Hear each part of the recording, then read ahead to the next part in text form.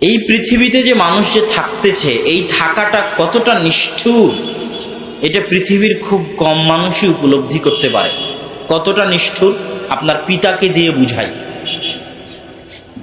আপনার পিতা সকাল থেকে সন্ধ্যা পর্যন্ত যা কিছু উপার্জন করে তার সবই সে কি করে সে বিষয়ে রাসূল সাল্লাল্লাহু আলাইহি ওয়াসাল্লাম হাদিসে বলছেন, ইয়াকুলু বানি আদম মালি মালি মালি। আদম সন্তান চিৎকার করে বলতে থাকে, হায় আমার টাকা, হায় আমার টাকা, হায় আমার ধন সম্পদ, হায় আমার ধন সম্পদ। তথা সারা পৃথিবীর সব আদম সন্তান টাকা পয়সার পিছনে এমনভাবে লেগে আছে যে সকাল সন্ধ্যায় শুধু টাকা আর টাকা। অথচ আদম সন্তানের টাকা কোনো কাজে লাগে না। মা আকালা ফাআফনা, যা খায় তা হজম হয়ে যায়।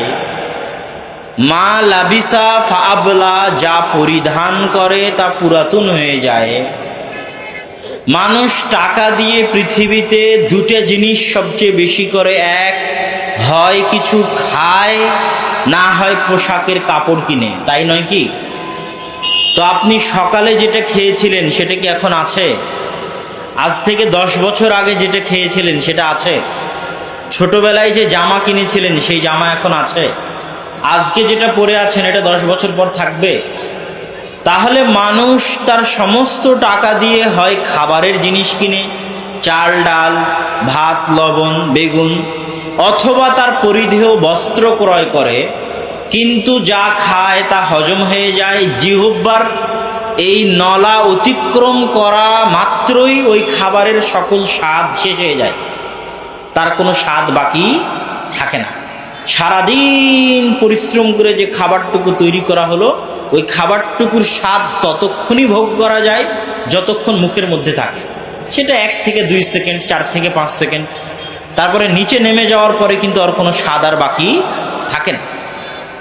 তাহলে মানুষ যা খায় তা হজম হয়ে যায়, যা পরিধান করে তা পুরাতন হয়ে ছিঁড়ে যায়। এর বাইরে মানুষ আর কি করে? খাওয়ার পরিধান করার বাইরে জমি ক্রয় করে, বাড়ি গাড়ি তৈরি করে। তো বাড়ি গাড়ি জমি, ব্যাংক ব্যালেন্স, ফিক্সড ডিপোজিট, এগুলো হচ্ছে খাওয়ার পোশাকের বাইরে। তো খাওয়ার পোশাকের বাইরে সে যত ব্যাংক ব্যালেন্স জমি জায়গা তৈরি করে, একটাও সে কবরে নিয়ে যেতে পারে না। কার জন্য রেখে যায়? সন্তানের জন্য।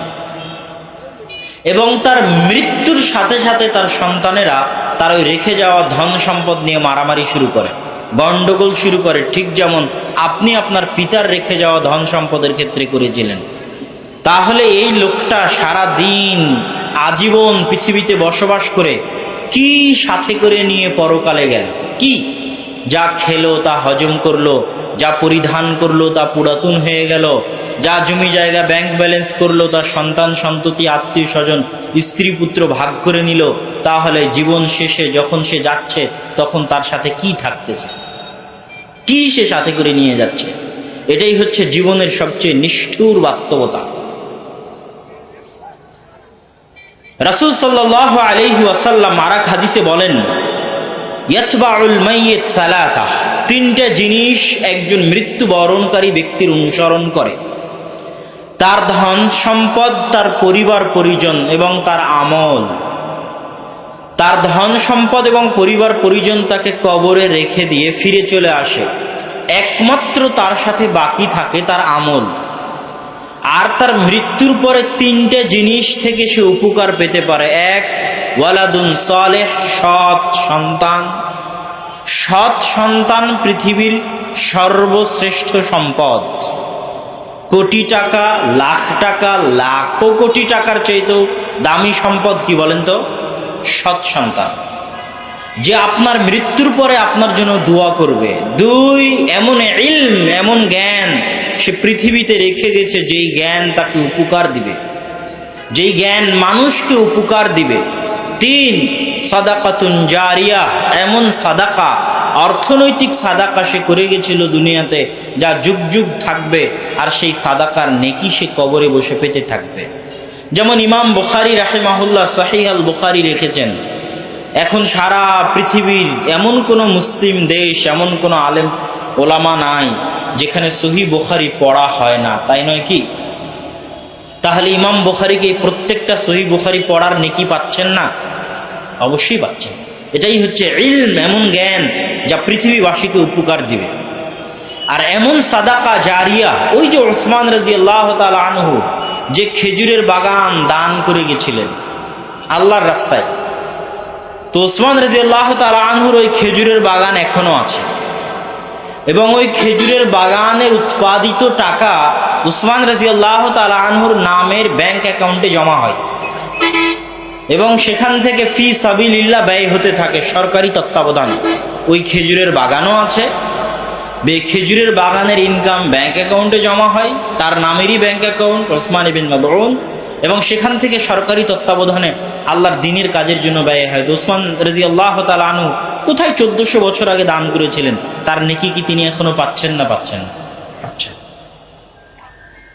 তাহলে সম্মানিত উপস্থিতি, জীবনের নিষ্ঠুর বাস্তবতা সম্পর্কে বলতে গিয়ে আল্লাহ সুবহানাহু ওয়া তাআলা পবিত্র কোরআন মাজিদে বলছেন, আলহাকুমুত তাকাসুর, পরস্পরের প্রতিযোগিতা দুনিয়া নিয়ে তোমাদেরকে পরকাল থেকে বিমুখ করে রেখেছে।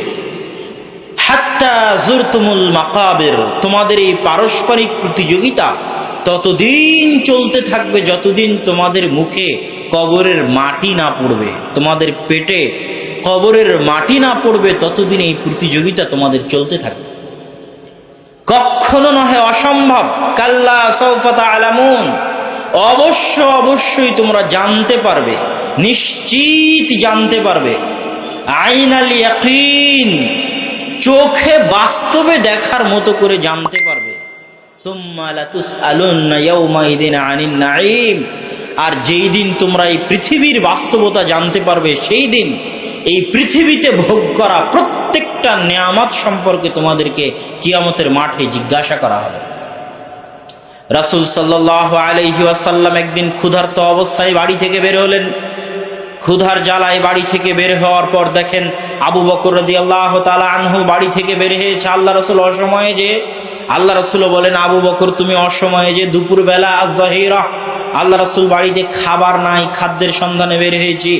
আল্লাহ রাসূল বললেন, না আমিও খাবার নাই, খাদ্যের সন্ধানে বের হয়েছি।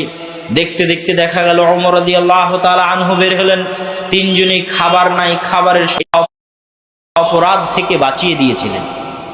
আল্লাহু আকবার। এটা হচ্ছে আল্লাহ যে তাকে ভালোবাসেন তার প্রমাণ।